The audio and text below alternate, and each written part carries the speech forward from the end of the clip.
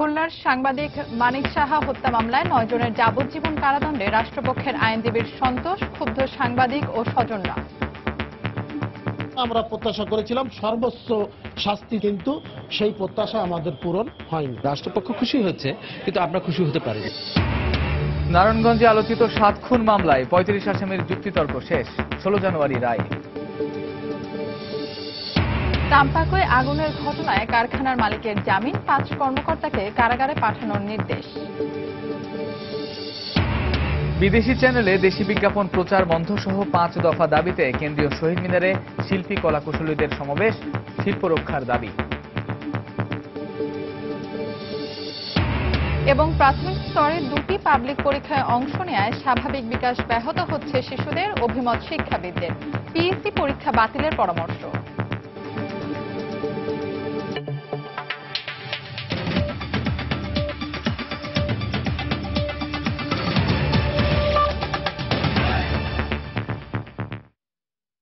বাংলার সময়ের সঙ্গে আছি আমি কামরুজ্জামান মামুন এবং আমি ফাহমিদা মৌটুসী। দীর্ঘ 1 যুগ পর খুলনা প্রেস ক্লাবের সাবেক সভাপতি সাংবাদিক মানিক সাহা হত্যা মামলায় 9 জনের যাবজ্জীবন কারাদণ্ড দিয়েছেন আদালত। পাশাপাশি বিস্ফোরক মামলায় 2 জনকে বেকসুর খালাস দেওয়া হয়েছে। দুপুরে খুলনা বিভাগীয় দ্রুত বিচার ট্রাইব্যুনাল রায় দেন। রায় রাষ্ট্রপক্ষের আইনজীবী সন্তোষ প্রকাশ করলেও ক্ষোভ ও অসন্তোষ প্রকাশ করেছেন স্বজন ও স্থানীয় সাংবাদিকরা। তরিকুল ইসলামের রিপোর্ট, ক্যামেরায় ছিলেন আবুল বাশার।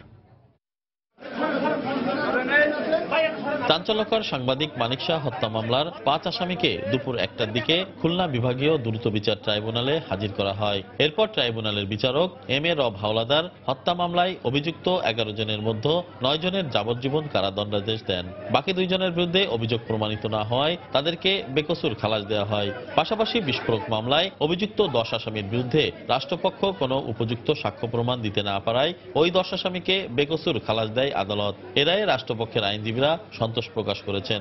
আমরা আশা করেছিলাম সর্বোচ্চ, কিন্তু মনক্ষুণ্ণ হয়নি, কারণ যাবজ্জীবন কারাদণ্ড আমাদের কাছে একেবারে কম না। দুটো ক্যাপিটাল পানিশমেন্টের হয় মৃত্যুদণ্ড, নাই যাবজ্জীবন। এদিকে অভিযোগপত্রে হত্যা মামলার মূল হোতাদের অন্তর্ভুক্ত করা হয়নি অভিযোগ করে রায়ে অসন্তোষ প্রকাশ করেছেন স্বজনরা। আমরা মোটেই সন্তুষ্ট নই। যারা এই হত্যাকাণ্ডের পেছনে ছিলেন তারা পুলিশের চার্জশিট অন্তর্ভুক্ত হয়নি এবং তারা কোনো শাস্তির আওতায় আসেনি। রায়ে আসামিদের সর্বোচ্চ শাস্তি মৃত্যুদণ্ড না হয় ক্ষোভ জানিয়েছেন স্থানীয় সাংবাদিকরাও। সহকর্মীর মৃত্যুর ঘটনা হিসেবে এই 12 বছর পরে যে রায়টি হলো, সে রায় আমি ব্যক্তিগতভাবে খুশি নই, এবং সাংবাদিক সমাজও যে এ রায়ে তো খুশি হয়েছে সেটা আমি মনে করি। কর্তৃপক্ষ এবং রাষ্ট্রপক্ষ যথাযথভাবে অপরাধ এবং অপরাধীদের দণ্ড বিচারে ব্যর্থ হয়েছে। 21 পদকপ্রাপ্ত সাংবাদিক মানিক সাহাকে 2004 সালের 15 জানুয়ারি খুলনা প্রেস ক্লাবের কাছেই বোমা মেরে হত্যা করে চরমপন্থীরা। ঘটনার 2 দিন পর 17 জানুয়ারি খুলনা সদর থানার উপপরিদর্শক রণজিৎ কুমার দাস বাদী হয়ে 2টি মামলা দায়ের করেন। দীর্ঘ 12 বছর পর ঘোষিত হল খুলনার চাঞ্চল্যকর সাংবাদিক মানিক শাহ হত্যাকাণ্ডের রায়। কাঙ্ক্ষিত রায় প্রতিফলিত না হয় ক্ষুব্ধ পরিবার ও সাংবাদিক সমাজ। মানিক শাহ হত্যাকাণ্ডের পর দাবি উঠেছিল অর্থ যোগানদাতা ও মদতদাতাদের বিচারের আওতায় আনায়, কিন্তু এ রায়ে তারাও রয়ে গেছে ধরাছোঁয়ার বাইরে। তবে সংশ্লিষ্টরা আশাবাদ ব্যক্ত করছেন প্রত্যাশিত রায় উচ্চ আদালত থেকে আসবে। খুলনা থেকে তরিকুল ইসলাম, সময় সংবাদ। সাংবাদিক মানিক সাহা হত্যা মামলার রায়ে অসন্তোষ প্রকাশ করেছেন সাংবাদিক নেতারা। সময় সংবাদকে দেয়া এক সাক্ষাৎকারে এই অসন্তোষ প্রকাশ করেন তারা। হত্যাকাণ্ডের শাস্তি কখনো যাবজ্জীবন হতে পারে না, অবিলম্বে রায় পুনর্বিবেচনা করে সর্বোচ্চ শাস্তির দাবি জানানো হয়। হত্যাকাণ্ডের জন্য সর্বোচ্চ যে শাস্তি, সেটি আমাদের প্রত্যাশা ছিল। এই রায়টি আমি মনে করি তার পরিবারের কাছে এবং বাংলাদেশের পেশাদার সাংবাদিকদের কাছে গ্রহণযোগ্য না। আমরা আদালতের প্রতি সম্মান রেখেই বলি যে কোনো পর্যায়ে তদন্তে ঘাটতি থাকুক না কেন, যে কোনো পর্যায়ে তদন্তে গাফিলতি থাকুক না কেন, মামলার রায়টি পুনর্বিবেচনা করা হবে এবং আমাদের দাবি যে প্রকৃত খুনিকে চিহ্নিত করে তাকে ফাঁসির কাস্টে ঝোলাতে হবে। প্রায় 1 যুগ পরে একটি রায় হয়েছে, যাবজ্জীবন কারাদণ্ড হয়েছে। আমরা এ রায়ে মোটেই খুশি নই, মোটেই সন্তুষ্ট নেই। তারা যে অপরাধ করেছে, জঘন্যভাবে একজন নির্ভীক সাংবাদিককে হত্যা করেছে, তার শাস্তি হওয়া ছিল মৃত্যুদণ্ড। নারায়ণগঞ্জে আলোচিত 7 খুন মামলার রায় আগামী 16 জানুয়ারি ঘোষণা করা হবে। দুপুরে জেলা ও দায়রা জজ সৈয়দ এনায়েত হোসেন রায়ের এদিন ধার্য করেন। এর আগে কড়া নিরাপত্তার মধ্যে নূর হোসেন ও র্যাবের সাবেক 3 কর্মকর্তা সহ মামলার 23 আসামিকে আদালতে হাজির করে পুলিশ। আজ 3 আসামির পক্ষের আইনজীবীরা যুক্তিতর্ক উপস্থাপন করেন। যুক্তিতর্ক শেষে রাষ্ট্রপক্ষের আইনজীবী আসামিদের সর্বোচ্চ শাস্তির দাবি জানিয়েছেন। এই মামলায় 35 আসামির মধ্যে গ্রেফতার আছে 23 জন এবং পলাতক আছে 12 জন। 2014 সালের 27 এপ্রিল নারায়ণগঞ্জ সিটি কর্পোরেশনের প্যানেল মেয়র নজরুল ইসলাম এবং আইনজীবী চন্দন কুমার সরকার সহ 7 জনকে অপহরণের পর হত্যা করা হয়। এদিকে রায়ে আসামিদের সর্বোচ্চ শাস্তির দাবি জানিয়েছেন নিহতের স্বজনরা।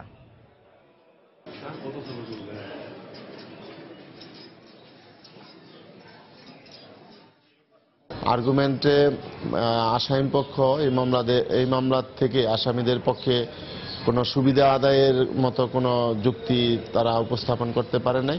মামলাটা সুন্দর সাক্ষ্য প্রমাণ উপস্থাপিত হয়েছে। যে 35 জন আসামি ছিলেন তাদের পক্ষে যুক্তিতর্ক সমাপ্ত হওয়ার পরে বিজ্ঞ আদালত পরবর্তী রায়ের জন্য 16/1/2017 নির্ধারণ করেছে। 7 জনকে নির্মমভাবে নির্যাতিতভাবে হত্যা করেছে। সারা বাংলাদেশের মানুষ এমনকি সারা পৃথিবীর মানুষ তাকায় রয়েছে হত্যার রায়ের উপরে। যে এটা আমি চাই আমার স্বামীর হত্যার ন্যায় বিচার হোক এবং সর্বোচ্চ সাজা হোক। টঙ্গীর টাম্পাকোয়ে আগুনের ঘটনায় হত্যা চেষ্টা মামলায় কারখানার মালিককে জামিন এবং 5 কর্মকর্তাকে কারাগারে পাঠানোর নির্দেশ দিয়েছেন আদালত। বিকেলে গাজীপুর জেলা ও দায়রা জজ AKM এনামুল হক এ আদেশ দেন। এর আগে আদালতের নির্দেশে কারখানার মালিক সৈয়দ মকবুল হোসেন সহ 5 কর্মকর্তা আত্মসমর্পণ করেন। শুনানি শেষে মকবুল হোসেনকে অন্তর্বর্তীকালীন জামিন দেন আদালত। পাশাপাশি 5 কর্মকর্তাকে জেল হাজতে পাঠানোর নির্দেশ দেওয়া হয়। গত 23 নভেম্বর এ সপ্তাহের মধ্যে আদালতে আত্মসমর্পণের নির্দেশ দেন হাইকোর্ট। গত 10 সেপ্টেম্বর টাম্পাকো ফয়েল কারখানায় ভয়াবহ অগ্নিকাণ্ডে 39 জন নিহত এবং আহত হন আরও 34 জন। ঘটনার 2 দিন পর টঙ্গী থানায় 2টি মামলা করা হয়। মহামান্য হাইকোর্টের নির্দেশে আজকে বিজ্ঞ দায়রা জজ মহোদয়ের আদালতে আত্মসমর্পণ করেন। বিজ্ঞ জেলা দায়রা জজ মহোদয় জনাব ইনামুল হক সৈয়দ মকবুল হোসেনকে 4/1/17 তারিখ পর্যন্ত এরেন্ডারি জামিন দেন। বাকি সব আসামিদের জামিন নামঞ্জুর করে জেল হাজতে প্রেরণ করেন। দেশে বেসরকারি চ্যানেলে বাংলায় ডাবিং করা বিদেশি সিরিয়াল প্রচার ও ডাউন লিঙ্কের মাধ্যমে বিদেশি চ্যানেলে দেশি বিজ্ঞাপন প্রচার বন্ধ সহ 5 দফা দাবিতে কেন্দ্রীয় শহীদ মিনারে সমাবেশ করেছে federation of television professional organisation FTPO। এতে যোগ দিয়েছেন দেশের নাট্য ব্যক্তিত্ব সহ বিভিন্ন শিল্পীরা। সমাবেশে বক্তারা বলেন, নানা প্রতিকূলতা অনিশ্চয়তার সঙ্গে বিদেশি সংস্কৃতির আগ্রাসনে টেলিভিশন মিডিয়া বর্তমানে হুমকির মুখে। এই অবস্থা থেকে বেরিয়ে আসতে টেলিভিশন অনুষ্ঠান নির্মাণ, ক্রয় ও প্রচারে এজেন্সির হস্তক্ষেপ বন্ধ করে সংশ্লিষ্ট কর্তৃপক্ষের নিয়ন্ত্রণ, AITর ন্যূনতম ও যৌক্তিক হার পুনর্নির্ধারণ, বিদেশি শিল্পী ও কলাকুশলীদের অবৈধভাবে কাজ বন্ধের দাবি জানান তারা। আমরা শিল্পকে ভালোবাসতে চাই, শিল্পের মধ্যে আমাদের কাজ করার সুস্থ পরিবেশ বিরাজ করুক, বিদেশি ডাবিংকৃত নাটক বন্ধ হোক, আমাদের বিজ্ঞাপন দেশের বাইরে চলে যাচ্ছে সেটা বন্ধ হোক। ডাউনলোডের মাধ্যমে যে বিজ্ঞাপন প্রচার করা হচ্ছে তাতে যে পরিমাণ অ্যামাউন্ট দিতে হচ্ছে তাদেরকে, তার একটা ছোট্ট অংশ আমাদের এখানে খরচ হচ্ছে। তো আমার কথা হচ্ছে এটা তো আমার অধিকার, আমার টেলিভিশনের আমাদের অধিকার। আমার এটা কেন ডিভাইডেশনে যাব? বাংলাদেশের সংস্কৃতিকে আমরা রক্ষা করতে চাই এবং আমরা এই ক্ষেত্রে আমাদের যে মূল্যবোধ, আমাদের যে ভাবনা, আমাদের এই ভূখণ্ডের যে সংস্কৃতি, মুক্তিযুদ্ধের যে চেতনা, এগুলো সবই সুরক্ষিত হোক, এটা আমাদের কামনা। আমরা চাই অবিলম্বে এই দাবিগুলো মেনে নেওয়া হোক। বাংলার সময় আরো থাকছে। সরকারিকরণের আশ্বাসে ময়মনসিংহের ফুলবাড়িয়া ডিগ্রি কলেজের আন্দোলন 1 মাসের জন্য স্থগিত। পুলিশের হয়রানির অভিযোগ শিক্ষার্থীদের। অভিভাবকদের দুর্ভোগ, শিক্ষাবিদদের আপত্তি আর জাতীয় শিক্ষানীতি বিরোধী হওয়া সত্ত্বেও প্রাথমিক শিক্ষা স্তরে 2টি পাবলিক পরীক্ষায় অংশ নিতে হচ্ছে শিশুদের। শিক্ষাবিদরা মনে করেন এর ফলে পরীক্ষার ভারে জর্জরিত শিশুদের স্বাভাবিক বিকাশ ব্যাহত হচ্ছে, তারা বঞ্চিত হচ্ছে শৈশবের নির্মল আনন্দ থেকে। যত দ্রুত সম্ভব এ পরীক্ষা বাতিল করে শিক্ষানীতি অনুযায়ী শুধুমাত্র 8ম শ্রেণীতে প্রাথমিক শিক্ষা সমাপনী পরীক্ষা নেওয়ার পরামর্শ তাদের। পারমিতা হিমের রিপোর্ট। যত উন্নত শিক্ষা ব্যবস্থা, পরীক্ষার সংখ্যা ততই কম। পুরো পরীক্ষা যেখানে এই নিয়মে চলছে, সেখানে একেবারেই উল্টো চিত্র আমাদের দেশে। জাতীয় শিক্ষানীতিতে অষ্টম শ্রেণী পর্যন্ত প্রাথমিক শিক্ষার কথা উল্লেখ থাকলেও ক্লাস 5-এ পিইসি ও ক্লাস 8-এ জেএসসি দুটি পাবলিক পরীক্ষা অনুষ্ঠিত হয়। 2009 সালে শিশুদের পরীক্ষা ভীতি কমাতে এ পদ্ধতি চালু করা হয়েছিল। 7 বছর পর দেখা যাক শিশুদের পরীক্ষা ভীতি কতটা কমেছে। প্রথম পরীক্ষাটা যখন দিতে আসছিলাম তখন অনেক নার্ভাস লাগতেছিল, ভয়ও লাগছিল। বাবা বলে যে পরীক্ষার জন্য ভালো করে পড়ো, ভালো করে রিভিশন দাও, আর গোল্ডেন প্লাস পেতেই হবে। জিপিএ 5 পেতে হবে আর বৃত্তি পেতে হবে।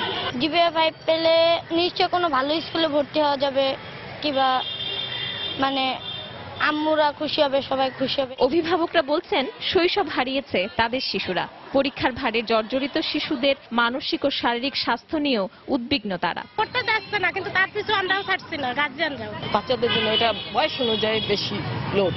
বছরের শেষে পুরো বইয়ের উপরে পরীক্ষা দিতে হচ্ছে। কেন একটা 10 বছরের বাচ্চা পুরো বই থেকে বছরের শেষে পরীক্ষা দেবে? বাচ্চাটা অসুস্থ হয়ে পড়ছে, সে মানসিকভাবে ভারসাম্যহীন হয়ে যাচ্ছে শুধু প্রেসারের জন্য। শিক্ষাবিদরা মনে করেন প্রাথমিক স্তরের মূল্যায়নের ক্ষেত্রে এই পরীক্ষা একেবারেই অপ্রয়োজনীয়। ক্লাসরুমে তাদের মূল্যায়ন করতে হবে, প্রতিনিয়ত তারা কি শিখলো, লার্নিং শিখনটা সেটাকে মূল্যায়ন করতে হবে।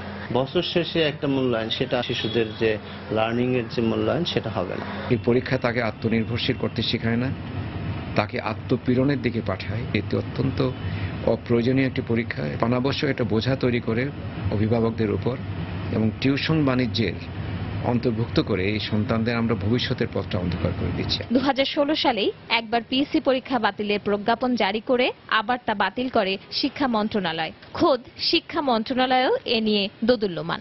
এখন মন্ত্রিসভার সিদ্ধান্তের উপর নির্ভর করছে 2017 সালে পিএসসি অনুষ্ঠিত হবে কিনা। পারমিতা হিম, সময় সংবাদ, ঢাকা। হতদরিদ্রদের মাঝে 10 টাকা কেজিতে চাল বিতরণ কার্যক্রম স্বচ্ছতার সঙ্গে পরিচালিত হচ্ছে বলে জানিয়েছেন খাদ্যমন্ত্রী অ্যাডভোকেট কামরুল ইসলাম। এই কর্মসূচি নির্বিঘ্ন করতে সব ধরনের অনিয়মের বিরুদ্ধে কঠোর ব্যবস্থা নেওয়া হয়েছে এবং কাউকে ছাড় দেওয়া হয়নি বলেও জানান মন্ত্রী। সকালে রাজধানীর শ্রীডাপ মিলনায়তনে খাদ্য নিরাপত্তার জন্য দায়িত্বশীল খাদ্যাভ্যাস, ব্যক্তি ও রাষ্ট্রের ভূমিকা শীর্ষক এক সেমিনারে একথা জানান তিনি। হতদরিদ্র যারা, তাদের জন্য 10 টাকা কেজিতে 50 লক্ষ পরিবারকে 30 কেজি করে চাল দেওয়ার আমরা ব্যবস্থা করেছি। এই কর্মসূচিতে প্রথম কিছুটা অনিয়ম ধরা পড়েছে, ডিলারদের ডিলারশিপ বাতিল করেছি। আমাদের এমনকি আমাদের সরকার দলীয় লোকজনকে আমরা গ্রেফতার করতে বা তাদের বিরুদ্ধে ব্যবস্থা করতে আমরা ছাড়ি নাই। আমরা এমন একটা সুন্দর কর্মসূচি, যে কর্মসূচিটা যাতে বিতর্কিত না হয়, প্রশ্নবিদ্ধ না হয়, তার জন্য আমরা সর্বাত্মক চেষ্টা করে ইনশাল্লাহ সেই কর্মসূচিকে আমরা একটা এখন স্বচ্ছ অবস্থায় আমরা নিয়ে আসতে প্রায় সক্ষম হয়েছি। খাদ্যবান্ধব কর্মসূচির ব্যাপারে আমি বলতে চাই যে আমরা এই 3 মাসের মধ্যে এটা ডাটাবেজের মধ্যে নিয়ে আসবো। সমস্ত বাংলাদেশের এই যারা কার্ড হোল্ডার যারা, আমরা ডাটাবেজের মধ্যে নিয়ে আসবো ইনশাল্লাহ। মানে আরো একেবারে সম্পূর্ণ স্বচ্ছতা আপনারা ইনশাল্লাহ দেখতে পারবেন এই কর্মসূচিটা। আগামী 15 দিনের মধ্যে গাইবান্ধার গোবিন্দগঞ্জে ইক্ষু খামারে লাগানো বাকি ধান রংপুর সুগার মিল কর্তৃপক্ষকে কেটে সাঁওতালদের বুঝিয়ে দেওয়ার নির্দেশ দিয়েছেন হাইকোর্ট। গাইবান্ধা জেলা প্রশাসন, পুলিশ সুপার সহ সংশ্লিষ্টদের প্রতিবেদন পাওয়ার পর বিচারপতি ওবায়দুল হাসান ও বিচারপতি কৃষ্ণ দেবনাথের সমন্বয়ে গঠিত হাইকোর্টের দ্বৈত বেঞ্চ এ আদেশ দেন। সকালে হাইকোর্টে দাখিলকৃত পুলিশ সুপারের প্রতিবেদনে বলা হয়েছে, সাঁওতালদের উচ্ছেদ করতে গিয়ে বিশৃঙ্খল পরিস্থিতি নিয়ন্ত্রণে পুলিশ ফাঁকা গুলি ছোড়ে। এতে কেউ নিহত হয়েছে কিনা সে বিষয়ে তদন্ত চলছে। এমন প্রতিবেদনে আদালত অসন্তোষ প্রকাশ করে আগামী 5 ডিসেম্বর পরবর্তী আদেশের দিন ধার্য করেন। গত 6 নভেম্বর গাইবান্ধার গোবিন্দগঞ্জে সাঁওতালদের উচ্ছেদকে কেন্দ্র করে সংঘর্ষে 3 জন নিহত হন। কলেজ সরকারিকরণের আশ্বাসে ময়মনসিংহের ফুলবাড়িয়া ডিগ্রি কলেজের চলমান আন্দোলন 1 মাসের জন্য স্থগিত করেছে শিক্ষক ও শিক্ষার্থীরা। দুপুরে ধর্মমন্ত্রী অধ্যক্ষ মতিউর রহমানের সঙ্গে শিক্ষক ও শিক্ষার্থীদের বৈঠকের পর এই সিদ্ধান্তের কথা জানান তারা। এদিকে পুলিশের সঙ্গে সংঘর্ষের 2 দিন পর কলেজের কার্যক্রম আবারও শুরু হয়েছে। তবে 144 ধারা প্রত্যাহার করা হলেও এখনও থমথমে অবস্থা বিরাজ করছে পুরো এলাকা জুড়ে। সকাল থেকে হাতে গোনা কয়েকজন শিক্ষক শিক্ষার্থীরা কলেজে আসেন। এ সময় শিক্ষার্থীরা অভিযোগ করেন, পুলিশ অজ্ঞাত কয়েকশোর বিরুদ্ধে মামলা করায় হয়রানির মধ্যে পড়তে হচ্ছে তাদের। পরে উপস্থিত শিক্ষার্থীরা শিক্ষক হত্যার বিচার দাবিতে ও পুলিশে হয়রানির প্রতিবাদে কালো পতাকা উড়িয়ে কলেজে বিক্ষোভ করেন। এদিকে দুপুরে উপজেলা নির্বাহী কর্মকর্তা কলেজ পরিদর্শনে আসলেও শিক্ষার্থীদের বিক্ষোভের মুখে চলে যেতে বাধ্য হন। এর আগে সকালে জাতীয় মানবাধিকার কমিশনের একটি প্রতিনিধি দল ফুলবাড়িয়া ডিগ্রি কলেজ পরিদর্শন করে কলেজের শিক্ষক শিক্ষার্থীদের সঙ্গে কথা বলেন। না, আমাদের মধ্যে তো অবশ্যই আতঙ্ক আছে, কারণ অজ্ঞাতনামা যেহেতু 500 জনের নামে মামলা করা হয়েছে, এখন কোন দিক দিয়ে আমরা ভিকটিম হয়ে যায় তার আমরা হিসাব খুঁজে পাচ্ছি না। আমরা শুধু চাই স্যারের সেই যে নির্মম মৃত্যু সেটার বিচার হোক, অনতিবিলম্বে মামলাগুলো প্রত্যাহার করা হোক এবং স্বাভাবিক অবস্থা ক্যাম্পাসের ফিরে আসুক। শিক্ষকদের উপরে যে হামলা এবং নির্বিচারে, সেখানে আমরা এখানে যেটা জানতে পেরেছি, সেখানে নারী শিক্ষিকারাও ছাত্রীরাও রেহাই পায় না। সেটা কখনোই কাম্য হইতে পারে না। সেটার জন্য আমরা চেষ্টা করব যারা দায়ী তাদেরকে খুঁজে বের করার জন্য, সরকারের কাছে সুপারিশ করার জন্য। বাংলার সময় আরো থাকছে। ব্রাহ্মণবাড়িয়ায় যাত্রীবাহী বাসের চাপায় অটোরিকশার 4 যাত্রী নিহত। দেশের বিভিন্ন স্থানে আলাদা সড়ক দুর্ঘটনায় আরো 3 জন নিহত আহত। পাহাড়ে শান্তি ফেরাতে আন্দোলনের প্রয়োজন নেই দাবি করে আওয়ামী লীগের সাধারণ সম্পাদক ওবায়দুল কাদের বলেছেন, পার্বত্য শান্তি চুক্তি বাস্তবায়নে বর্তমান সরকার আন্তরিকভাবে কাজ করে যাচ্ছে। দুপুরে রাঙামাটি জেলা আওয়ামী লীগ আয়োজিত এক সংবর্ধনা অনুষ্ঠানে তিনি কথা বলেন। এ সময় তিনি পাহাড়িদের প্রতি দেশি বিদেশি উস্কানিদাতাদের প্রশ্রয় না দেওয়ার আহ্বান জানান। শেখ হাসিনার সঙ্গে থাকুন, যদি পাহাড়ের উন্নয়ন চান, বৈষম্যের অবসান চান, ভূমি বিরোধ হল নাম্বার 1 সংকট এখানে, সেটারও কিন্তু সমাধানের প্রক্রিয়া শুরু হয়ে গেছে। শান্তি চুক্তি অক্ষরে অক্ষরে আমরা বাস্তবায়িত করব, এর জন্য কোন আন্দোলনের প্রয়োজন হবে না। কিন্তু অশান্তি উস্কানি যাতাদের প্রশ্রয় দেবেন না। বাংলাদেশে কারাভোগ শেষে মিয়ানমারের 91 জেলেকে সে দেশের সীমান্তরক্ষী বাহিনী বিজিপির কাছে হস্তান্তর করেছে বর্ডার গার্ড বাংলাদেশ বিজিবি। বেলা 12টার দিকে বাংলাদেশ মিয়ানমার সীমান্তের ঘুমধুম 0 পয়েন্টে বিজিপি ও বিজিবির পতাকা বৈঠক শেষে তাদের হস্তান্তর করা হয়। বিজিবি জানায় 2015 সালের 8 ডিসেম্বর বাংলাদেশের অভ্যন্তরে ঢুকে সেন্ট মার্টিন উপকূলীয় এলাকায় মাছ শিকার করছিলেন ওই জেলেরা। এ সময় বাংলাদেশ নৌবাহিনীর একটি দল সেখানে অভিযান চালিয়ে তাদের আটক করে পুলিশের সোপর্দ করে। পরবর্তীতে অনুপ্রবেশের দায়ে 11 মাস কারাগারে থাকার পর তারা ছাড়া পান। জেলেদের পরিচয় যাচাই বাছাইয়ের পর এসব জেলেদের ফিরিয়ে নিতে সম্মত হয় বিজেপি।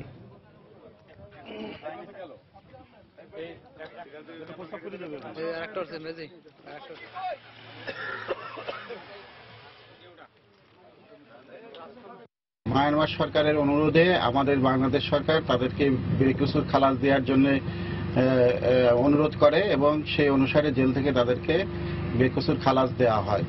সেই খালাসপ্রাপ্ত 92 জনের মধ্যে 91 জন, একজন মৃত্যুবরণ করেছে।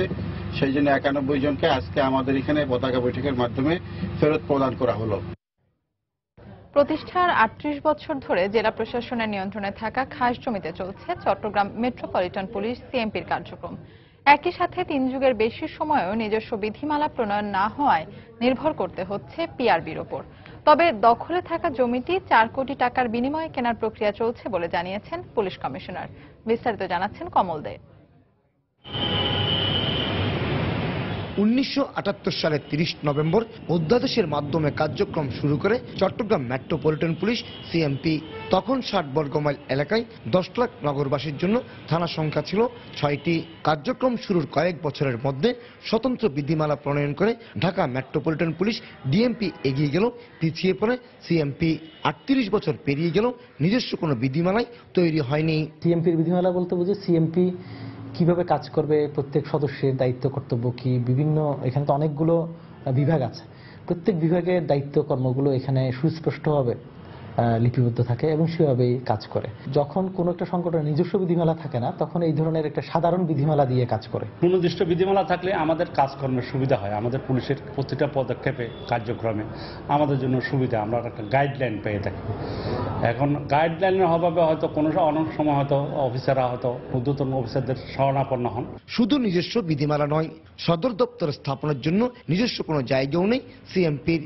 নগরীর লালদিঘি এলাকায় জেলা প্রশাসকের নিয়ন্ত্রণে থাকা সরকারি খাস জায়গার উপর ছোট্ট একটি দ্বিতল ভবনে চলছে সিএমপির বর্তমান কার্যক্রম। তবে সিএমপির এই শীর্ষ কর্মকর্তা জানালেন, শেষ পর্যন্ত 2.62 একর জায়গাটি নামমাত্র মূল্যে কেনার প্রক্রিয়া চলছে। এই জায়গা পেয়ে গিয়েছি, এটা 4 কোটি টাকা দিয়ে কিনেছি আমরা। মাননীয় প্রধানমন্ত্রী অত্যন্ত সদয় হয়ে এটা অনুমোদন দিয়েছেন, আমরা অনুমোদন পেয়েছি। হয়তো আগামী 1 সপ্তাহের মধ্যে আমরা এটা রেজিস্ট্রি করে নেব। 60 লাখ নগরবাসীর এই নগরীতে বর্তমানে 4টি জনে বিভক্ত হয়ে থানা রয়েছে 16টি, ফাঁড়ির সংখ্যা 50 আর পুলিশ সদস্যের সংখ্যা প্রায় 6000। কমল দে, সময় সংবাদ, চট্টগ্রাম। খাদ্য নিরাপত্তা ও প্রাকৃতিক দুর্যোগের বিরুদ্ধে টেকসই ব্যবস্থাপনায় বাংলাদেশ অনেক এগিয়েছে বলে জানিয়েছেন বাংলাদেশে নিযুক্ত মার্কিন রাষ্ট্রদূত মার্শিয়া ব্লুম বার্নিকাট। বাংলাদেশের উন্নয়নে সরকার, দাতা সংস্থা ও নাগরিক সমাজকে একযোগে কাজ করা দরকার বলেও মনে করেন তিনি। দুপুরে খুলনার একটি অভিজাত হোটেলে আয়োজিত নবযাত্রা প্রকল্পের উদ্বোধন অনুষ্ঠানে তিনি একথা বলেন।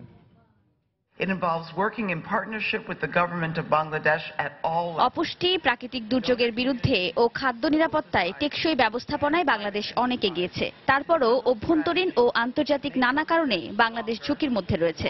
এসব থেকে উত্তরণের জন্য সরকার, দাতা সংস্থা ও নাগরিক সমাজকে একযোগে কাজ করতে হবে। দরিদ্র ও সুবিধাবঞ্চিত মানুষের অর্থনৈতিক মর্যাদা ও জীবনমান উন্নয়নে যুক্তরাষ্ট্র একসাথে কাজ করছে। চাঁপাইনবাবগঞ্জে আলাদা 2 মামলায় জঙ্গি সংগঠন জেএমবির 2 সদস্যকে 20 বছরের কারাদণ্ডাদেশ দিয়েছেন আদালত। দুপুরে অতিরিক্ত জেলা ও দায়রা জজ মোহাম্মদ জিয়াউর রহমান এই আদেশ দেন। মামলার বিবরণে জানা যায় 2009 সালের 14 জুন জেলার খড়গপুর এলাকা থেকে অস্ত্র, গুলি ও জঙ্গিবাদে উস্কানিমূলক বইসহ মমিন আলীকে আটক করে পুলিশ। এ ঘটনায় মমিনের বিরুদ্ধে বিস্ফোরক আইনে মামলা করা হয়। একই বছরের 17 জুন জেলার খড়গটোলা এলাকা থেকে আরও অস্ত্র ও গুলি উদ্ধার করা হয়। এ ঘটনায় রমজান ও মমিনের বিরুদ্ধে মামলা করে পুলিশ। দীর্ঘ শুনানি শেষে আজ বিস্ফোরক মামলায় মমিনকে এবং অস্ত্র মামলায় রমজানকে 20 করে কারাদণ্ডাদেশ দেন বিচারক। তবে দণ্ডপ্রাপ্ত রমজান পলাতক রয়েছে। 3 দফা দাবিতে ব্রাহ্মণবাড়িয়ার আশুগঞ্জ সার কারখানা থেকে অনির্দিষ্টকালের জন্য সার সংগ্রহ বন্ধ ঘোষণা করেছেন 7 জেলার ডিলাররা। সকাল থেকে আশুগঞ্জ সার কারখানার আওতাভুক্ত ব্রাহ্মণবাড়িয়া, কুমিল্লা, কিশোরগঞ্জ, হবিগঞ্জ, সুনামগঞ্জ, নেত্রকোনা ও চাঁদপুরের 748 জন ডিলার বরাদ্দকৃত সার উত্তোলন বন্ধ রেখেছেন। ডিলারদের অভিযোগ, আশুগঞ্জ সার কারখানার বিপণন শাখার মহাব্যবস্থাপকের তত্ত্বাবধানে বস্তা প্রতি ওজনে কম ও নিম্নমানের সার সরবরাহ করা হচ্ছে।